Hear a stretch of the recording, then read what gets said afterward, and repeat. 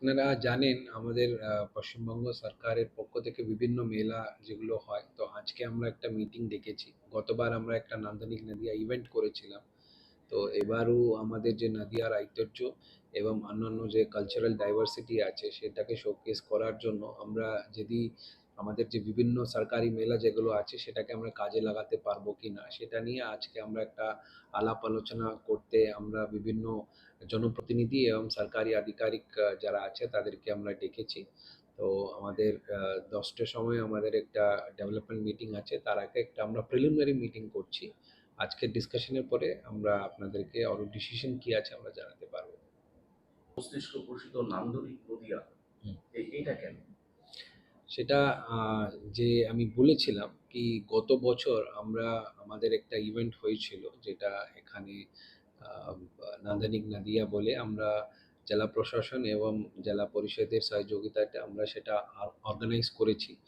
এবার আমরা সেইভাবে অর্গানাইজ করতে পারবো কিনা, অন্যান্য যে সরকারি যে মেলাগুলো যেটা হচ্ছে সেটার সাথে কোনো কনভার্জেন্স করা যাবে কিনা, যে বিভিন্ন সরকারি মেলা যেগুলো হচ্ছে যা পশ্চিমবঙ্গ সরকারের বিভিন্ন দপ্তর থেকে করা হয়, সেখানে আমরা যে নদিয়া জেলার ঐতিহ্য এবং যে তাদের যে ঐতিহাসিক গুরুত্বপূর্ণতা আছে সেটাকে কিভাবে দেখানো যায় সেগুলো নিয়ে আমরা আজকে আলোচনা করব।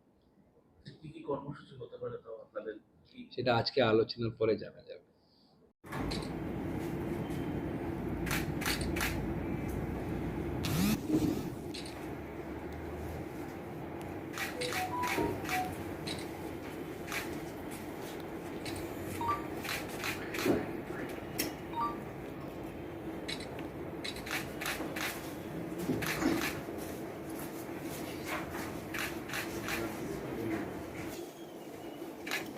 আপনার হাত আমার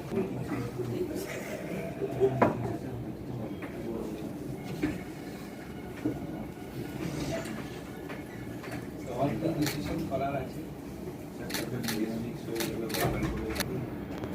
আর সেটা ডিসকাস হতে পারে যে যে প্রোগ্রাম থাকে তো প্রত্যেক দিনই আমরা প্রোগ্রামকে অ্যাটেন্ড করে রাখছি।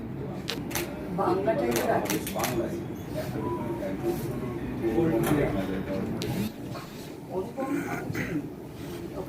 একটা একটা ফাঁকার জন্য খুব সমস্যা হয়ে যাচ্ছে।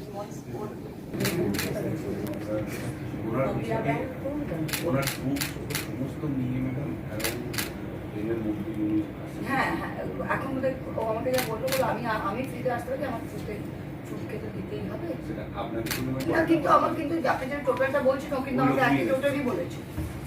ও আমাকে হয়তো খুশি করার জন্য বলেছিল যে আমি নিজে নেবো না, কিন্তু আমার